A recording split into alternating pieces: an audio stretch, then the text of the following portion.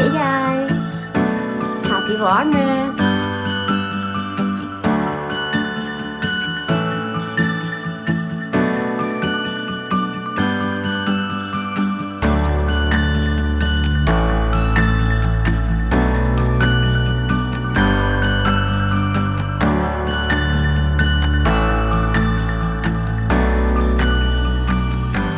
Can you see my cat back there?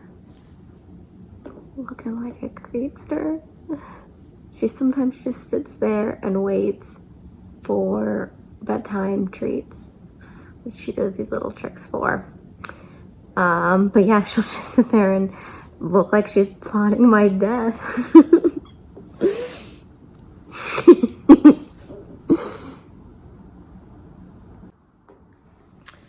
Happy Vlogmas! So I wanted to tell you a little bit about my day because it was an exciting day. I got to do some data analysis, I guess you would call it, pouring through some metadata.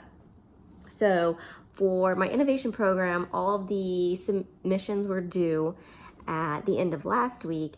And so people put together, they have an innovative idea and they want funding for it. It's a grant program. So they have an innovative idea that they think will forward the industry or just be a really cool project to work on, or, something that we should be getting in front of, as our company. So they'll put together a submission of, there's 3 things. That's what I call the innovation sweet spot. Or I think what other people at my company call it. I don't know if it's an industry term, but that's what we call it. And it's the 3-legged stool, right? So it's got the technical feasibility part, the customer desirability, and the business viability, which are 3 things that you need to make a business a business. And so it kind of comes from this lean startup principle. Well, the lean startup principle is like an agile principle, but when you're talking about startups and like building a business and making it profitable, they talk about these 3 things. And so typically our technologists and technical folks, they know that technical feasibility part really well, and they know what are the challenges that our clients have and what they can solve for.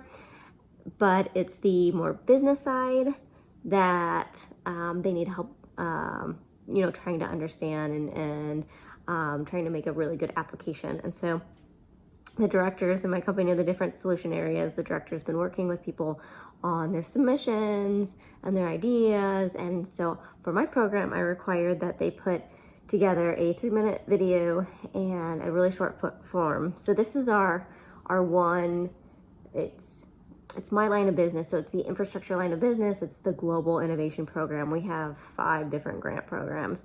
And so I run the global innovation one. And so the submissions came in. I did a whole campaign that's kind of techno themed for, there's actually kind of a funny story about how I got to the theme. It might bore you guys if you don't know, my boss, but, anyway, so we'll skip over that, but it's got this theme and we've done all these communications and I'm calling the people that are helping me the DJs. And so the DJs and I have been, communicating or doing all these comms on this program and getting it out there and networking with these different employee network groups, which are affinity groups for our, or the affinity groups that we have at my company, like the Women's Network and the Latinx Network and, all these different networks. There's a Careers Network that's all about like career growth and development. So we've been networking with them, getting communications out in their newsletters, communications out in some of the like line of business newsletters and at the CEO town hall and things like that. And so it's been a lot of just like figuring out what the program is going to be this year with this rebrand and refresh and what I want to do with it and how I want to make it mine and make sure that, I've setting goals for myself that are important to the company. Like, how do we understand the metrics around these innovation ideas? How do we track the innovation ideas, as they go throughout their life cycle? Because an innovation idea is a risk. It is something that hasn't been done before. It might be a small risk, something that it's kind of a technology that we know will work, or it might be a huge risk if it's, more of a disruptor sort of idea. And so the idea is the lean startup idea is to start with something very small that's like a phased approach, a prototype, a minimum viable product, something like that. And then go out to the marketplace for validated learning. So taking your idea, your prototype, going to a customer and saying, will this customer buy it? What do they think of it? And then you either confirm your assumptions that yes, this is something that we need to be doing and keep on that path, or you pivot and change based off the feedback you got from the marketplace. And so you continue like that through all these different gates. And that's the lean startup ideas. You build it, you go out and you test it. You build it some more, you go out and you test it. You're always this like build, measure, learn cycle, build, measure, learn, build, measure, learn. So that's the lean startup idea. And so we're kind of doing that with this program. And so all the submissions came in and we got 36 submissions. Some of them were incomplete. There were a few that were late, which I still honored the late ones because if they got really good ideas, I don't want to miss out on a really good idea because they're late. And also because throughout the rest of the year, if somebody comes up with an idea and they need funding for it and it's something that we just can't miss out on, we'll be able to figure out how to fund them anyway. So I accepted the late submissions. What I didn't do was so I required everybody to describe their idea in 140 characters because historically we've had them describe it in as much detail as possible, and then you get just like pages and pages of technical jargon that you can't really understand. Or like, you know, I'm a water engineer, so I'm not going to understand aviation or transportation or, you know, an architect's words. And so I was like, describe it to me in 140 characters and use a couple of hashtags, which some people use hashtags and some didn't. And in the manual, it said to use the hashtags, but on the submission form, we didn't write it there. And so people didn't read the manual and they missed it. And yeah, so the 140 characters, I did stick to that. Some people, they must have done 140 words because they all looked about the same length and the form didn't cut them off at 140 characters because it's just like a Microsoft Forms. So I went in and I cut anything out that was greater than 140 characters. Like if you're getting scored and there's a rubric and a scoring criteria, which is all available to everybody beforehand, on the 140 characters, like that's what you got. So for fairness to everybody else, I cut out the rest of what other descriptions were. So they have that description. They had a couple other text boxes where they had some more space to write about like who are the clients, what are the client challenges, you know, what sort of deliverable or output that you would ideally get from this sort of project. But really the bulk is your description. How can you succinctly describe it and then sell it? Because even if you have a really great idea, but you can't get other people on board, you can't coordinate with operations or coordinate with the sales, and you're never going to get them into a project and actually get them off the ground. So it's all about this like collaboration and teamwork and having the right perspectives and the right people on the projects. And so I'm really pushing that this year. You know, it can't just be like one person working on an innovation project that's, you know, just like a pet project. It has to be a team of people who are all dedicated and enthusiastic about the project and really wanting it to go well. So I asked a lot of things about like, who are your team people? You know, what are the hours for the different levels of people, like the junior, mid-levels, or seniors that are going to, you know, be on the project. And I had them put together a 3-minute video, which some people were really uncomfortable with. So I did do a video of like, here are my tips for how to do a video. A lot of the videos that came in through, we do innovation awards as well. And so we had just finished an award cycle, and on the awards, a lot of people did do a video submission because we told them to be innovative, or the people who were running the awards told them to be innovative in how they do the submission. So we got a lot of like a Microsoft Teams meeting that they recorded, and then that was the, you know, you download that recording and that was the submission. And so that's like a really simple, easy way for people to do videos. And so I had mentioned that, and like, when, you know, one of the ways you can do videos, but it's a 3-minute video. So like we're already at 8 minutes and 30 seconds on this video. So it's, you have to be able to be really succinct and describe it succinctly and get people on board for what your idea is, without just like going too much into the details. And so I was really pushing people to be able to describe their ideas, and be able to talk to others about like what this idea is, this like awesome thing that they're doing. And so I've got the videos. I watched a few of them. There's one I watched last week when it came in. And it was like, he had done some videos on the one side of the screen, and the other side of the screen was him talking. So he must know some video editing to be able to do that. And he was like making fun of like, well, I would go into this really cool math, but I've only got 3 minutes. And I was like, hey, you're throwing hate on my time limit. But it was so funny though, like the whole video, which is really what I wanted to see. Like, tell me how much you really enjoy like this project, and tell me why you're passionate about this project, and like why you see this as something that is needed in our industry. And I love when people love what they're doing so much.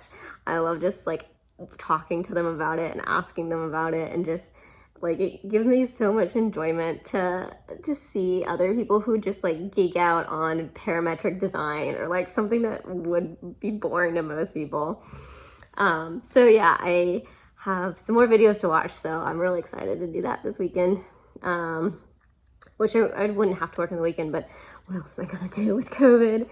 So I went through all the data from the forms and like the 140 characters, and like figuring out who are the reviewers that's going to be reviewing each one, and having different directors from different areas, and then bringing in other people to review, and just kind of sorting through all that data. And so I kind of got into it because I don't often get a task where I'm like not quite sure what the end is gonna look like and what the spreadsheet is gonna look like, but I know where I need to go, what would make this task successful. And like for this task, it was, I know people need to review these submissions, and we need to have these different review meetings, but I wasn't quite sure how I wanted to sort through it, or figure out who was going to be the different people assigned to different reviews. And there's so many different submissions, and that people have to be on a bunch of them, and they're all in different time zones. And so somehow I need to make it like really easy for them to call into these reviews, do these quick reviews without having to wake up at like 3 a.m. to be on one. So it was kind of like an optimization process of like figuring out who's going to review what. So that's what I worked on today. It's in between my other calls. So I also have my other job where I'm project managing a couple of different projects. And so with that, I just like call in, and it was mostly just like taking notes and listening and kind of directing the team. We had a scope of work that we created for installing some piezometers out on site, which are instruments that read pressure in the ground. And so we kind of packaged that up, and I had been coordinating with our procurements people. So I sent that off to the procurement, and she called me. And so I talked to her a little bit about, okay, how does the review look like? Because us as people that put the bid together can't talk to the bidders. They all go through procurement. And so when they have questions, what's the process going to be like for us to answer their questions, then go through procurement, and then get out, whatever the answer is to all the bidders. So it's a fair bidding process,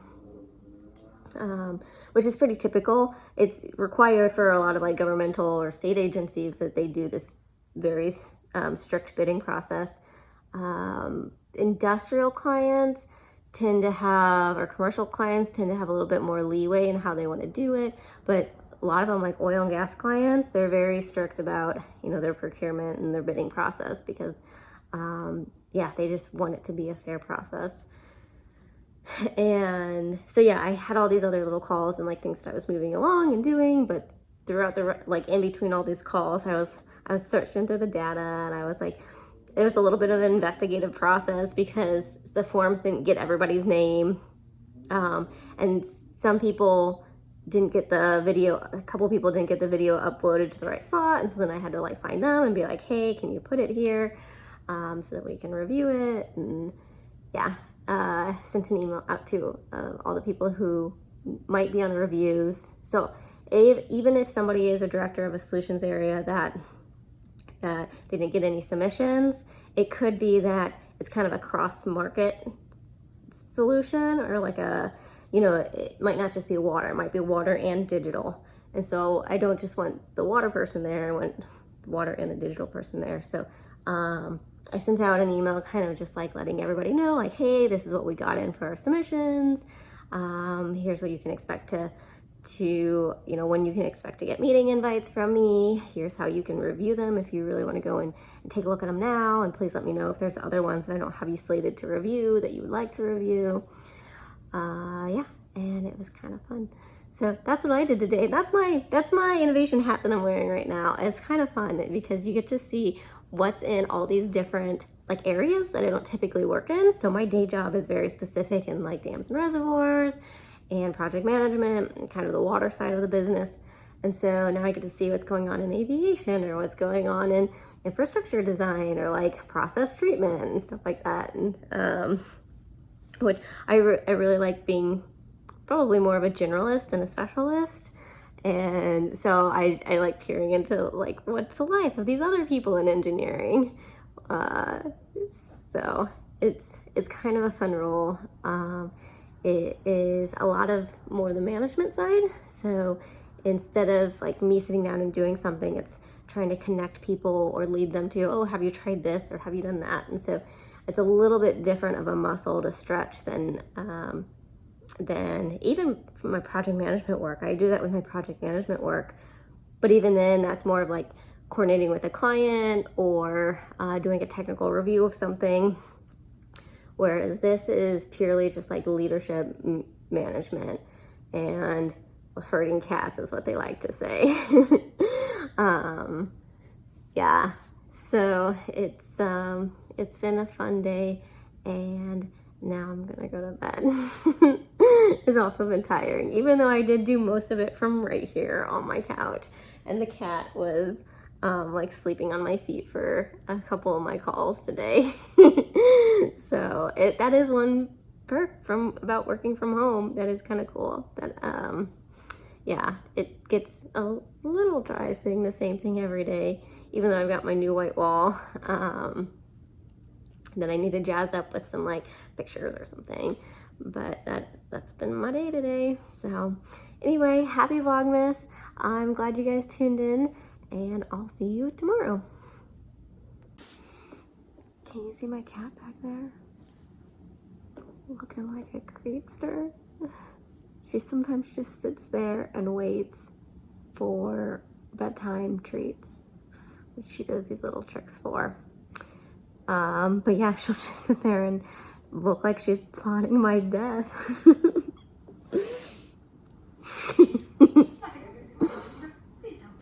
Well, my job is to make your experience here in the afterlife more enjoyable, so I will try to help you. I am going to need some time to read every book ever written about human